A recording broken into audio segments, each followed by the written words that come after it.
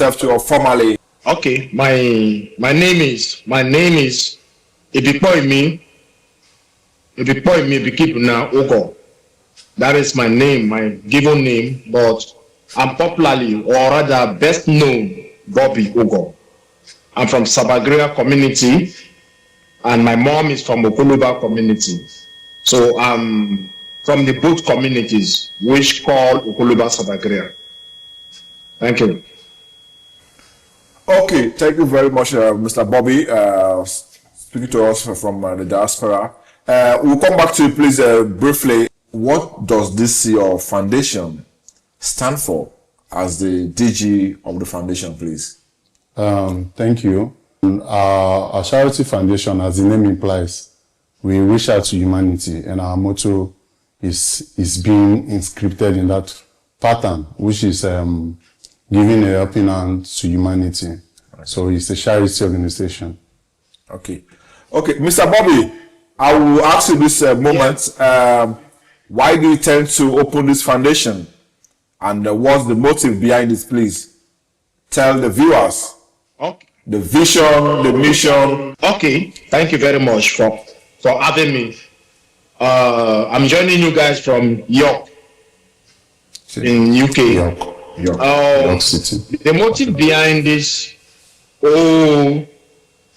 dream, I will call dream coming to reality, is I was born and brought up in the village, Sabagria. I always said, I give not because I have too much, but I give because I've tasted lack, and I know what it takes not to have. And on a fateful day, on the 11th of April, I was sitting at the city center in my quiet mood, which when I got my first shift here in the UK, when I started working, I felt, I've tasted lack. I know what it takes not to have. I don't want to be the part of the complainers, always complaining. As America would say, think of what America can give, what he can give to America, not what America can always give to you. So I am that kind of youth that I want to do my own little to help humanity. I don't want to see people suffering as a young man. So I want to give my little best, my little support. This is my way of paying my tithes. I'm not a tithe payer. I don't pay tithes, but this is how I want to be paying my tithes. So God opened my eyes, and I come up with this foundation that I should open Bob Ugo Charity Foundation, which named after my AKA name. Ugo is my surname.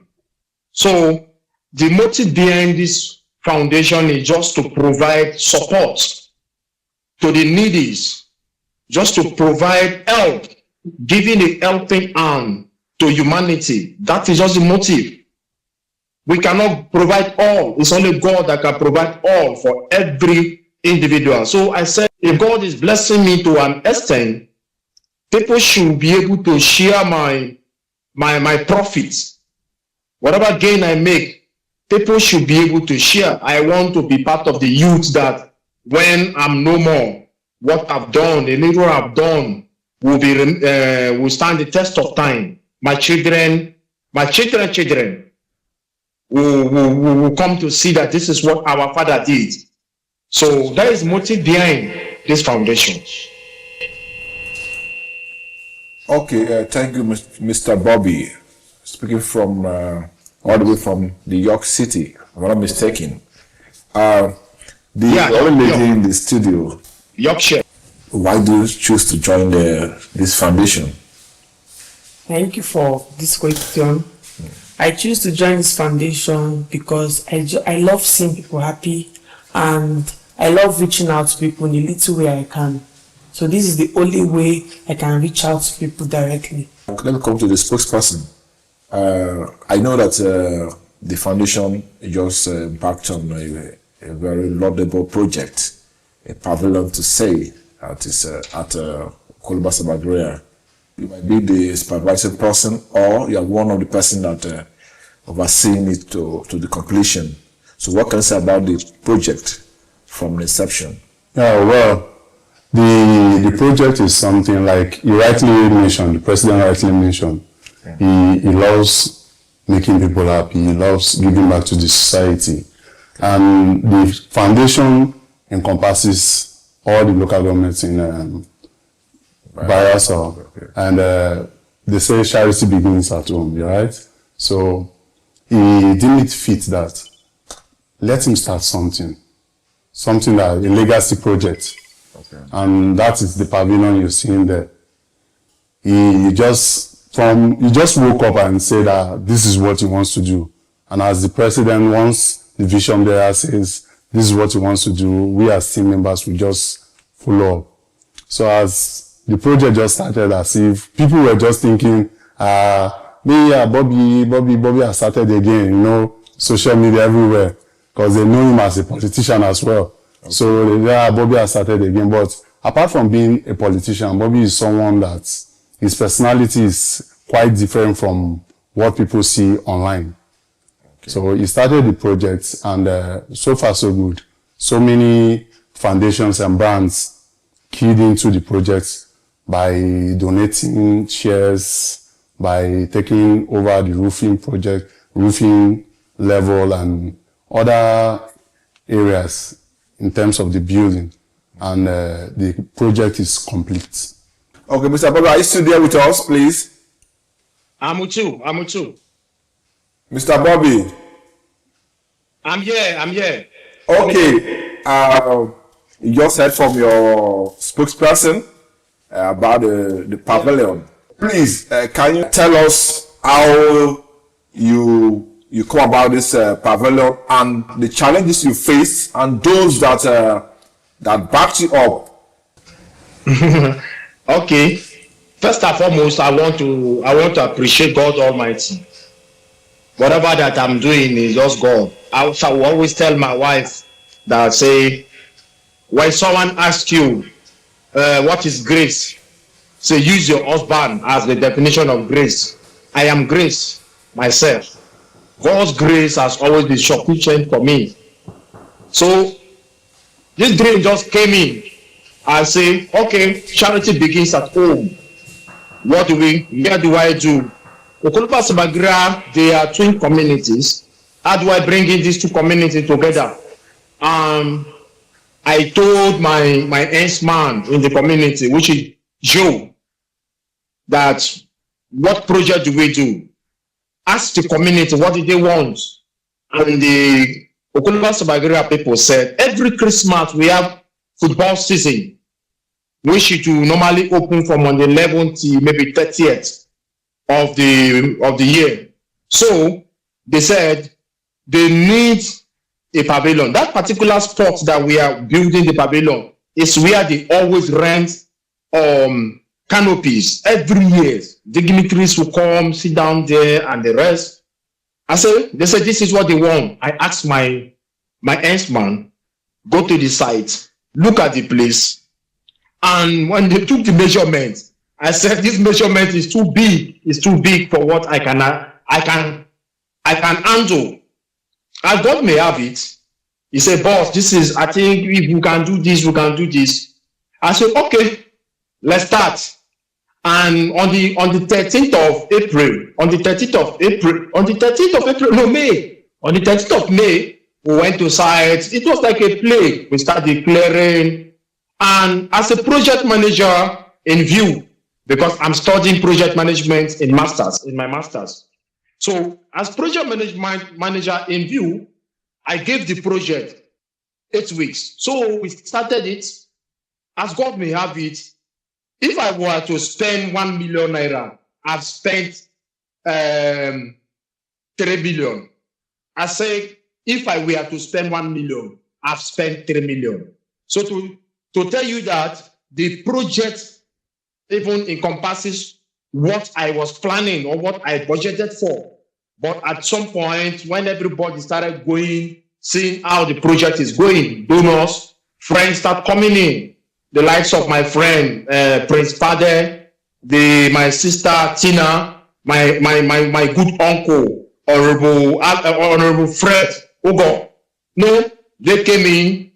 Some supported from the roofing, some supported from the tiling, flooring, some provided chairs for us. But I know how much I've put is all my other money. God has been faithful. After these people supported, I know how much this foundation has put. But I am not angry. I can never regret because my people are happy. My people are happy because I have not dug my own foundation. I have not built my own house. But this is the first, if you notice, the first thing I have not built before digging is for my people.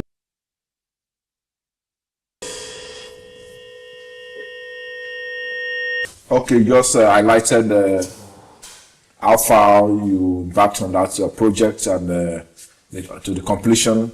We are going for a short break. When we come back, we're going to wrap up this program. So don't go anywhere.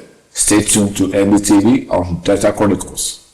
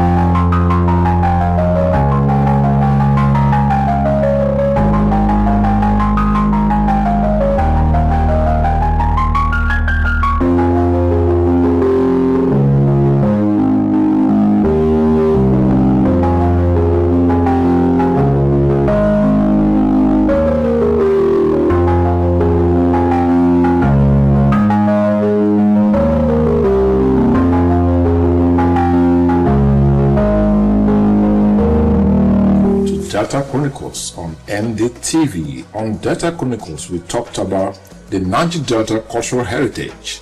We discussed about the people, the livelihood, life on the rivers and in the land, the story that worth telling as per the arts of the Niger Delta. If the spill, sabotage caused by someone, compensation will not be paid to the community. Not minding whether it's a community indigene or not. The legality of that policy is what I don't know, and maybe with time we need to look at that. The notion people have about us is the fact that we're not people who are hardworking, who are young women just want to give birth and all of that. But believe you me, female entrepreneurs that we have, in fact, I think we're the ones dominating the entrepreneurial, sector. The Arts Council, if they go outside to dance and sing, a lot of them are Christians, but it's not culture. They're trying to promote their culture. We're talking about gospel music minister and secular artists. At the last day, God knows those who are doing it right. We've been feeding this nation, sustaining the resource of this nation. We've been marginalized, we've been balkanized, we've been into insignificant political entities. The Niger Delta people are Aboriginal warriors. And we are not just warriors, we are also a peace-loving people. We are also an accommodating people with rich cultural heritage and values. For music, you as a woman, you must love what you want to do, and then by God's grace, having one who supports you, you will achieve it.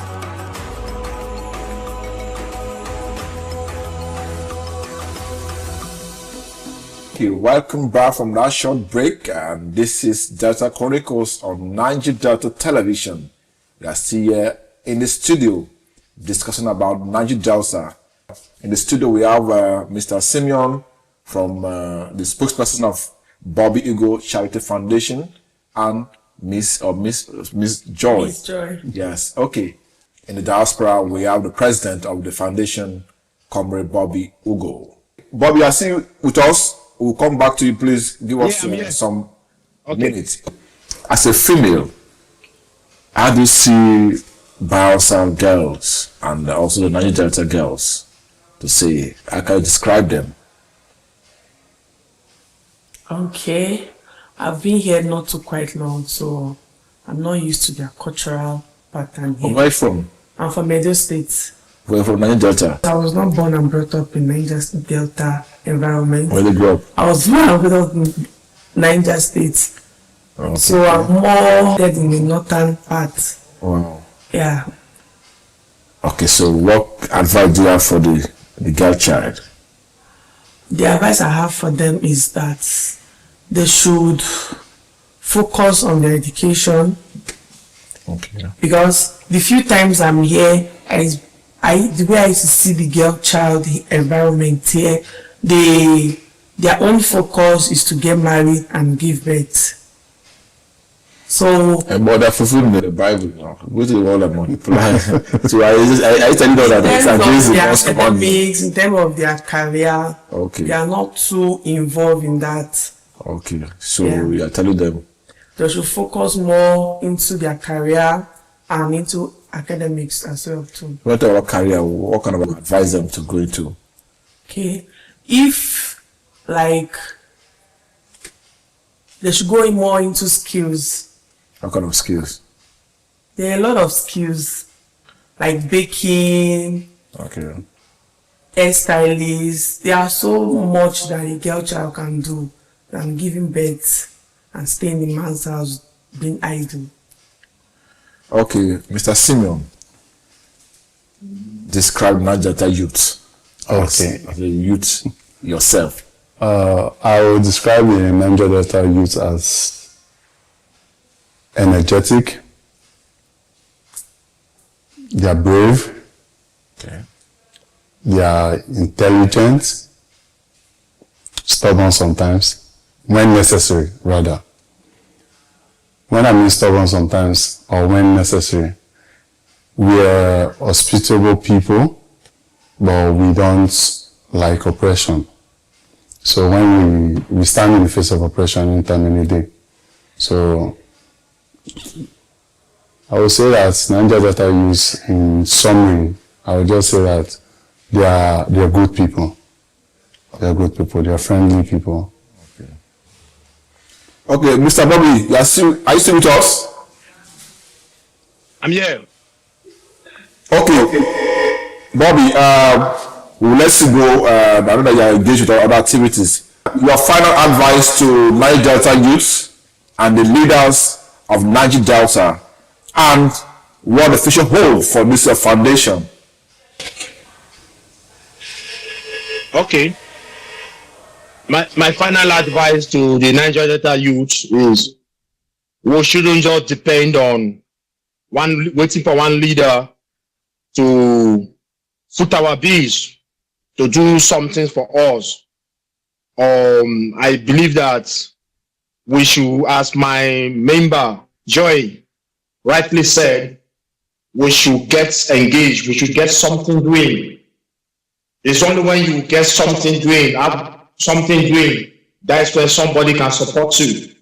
So we should always have a business case. Business case in the sense that when someone sees your business case, someone will want to support you. So we should be industrious, because I myself, I started a very long time. Everybody in Bayelsa knows me. I was once called Dr. Pants. I went to Onitsha to buy pants to come and sell in Yenengwa. I was popularly known because I like doing the awkward things, the opposite things people don't even do it. Something that always announced me. I started selling pants in Yenengwa. I was known for selling of pants, female pants. So we should not be ashamed of our little beginning, and we should get something doing. And my advice to our leaders is that we should always think of giving back to the society, not always having. When we have the opportunity, we should always try and endeavor to give back to the society. And Niger Delta as a whole, and as this is our foundation, I believe that we always do a little, but when people support us, we will do more. We have other projects in our diaries to be unveiled in the nearest days. Charity begins at home. We are giving this to where I come from. So the next, if you are taking any project out of the Kolga, nobody will complain that say, oh, why he has not done anything in Kolga. No. So we decided to do this in Kolga first, so that when we take it out of Kolga, nobody will start asking us questions. So people should expect more. This is not the beginning of the Bobby Ugo Charity Foundation. We will do more by the grace of God. As God give us life, we will do more. Our dream is we'll be going to the hospitals, we'll be supporting people medical bills, we'll be supporting school fees, because we want to look into to people that maybe cannot really pay their school fees. When we truly know that you want to go to school and you cannot pay your school fees, we will support with time. And I believe that in nearest future, we will have supporters, we will have partners, we will have people that, and this NDTV, what NDTV is doing is a support. I want to say a very big thank you to the NDTV for finding us worthy for this their support. We appreciate. This is support. This is media support. And this will always also sell us. Thank you very much. And the society should expect more from the Bobby Ugo Charity Foundation. I love Niger Delta. I love Nigeria. I love Bayelsa State. I love Kolokma Pokuma. I love Okoloba Samageria. Thank you. God bless you all. Thank you, Mr. Bobby, all the way from York City in the diaspora. This is Delta Chronicles on NDTV. We have been discussing about the Niger Delta, and Bobby Ugo Foundation is trying their best to make sure that they reach out to those that are in need. And this is how far we can go on the program on Delta Chronicles. I, Cyril, your host, your uncle, Dominic Orlando. Bye for now.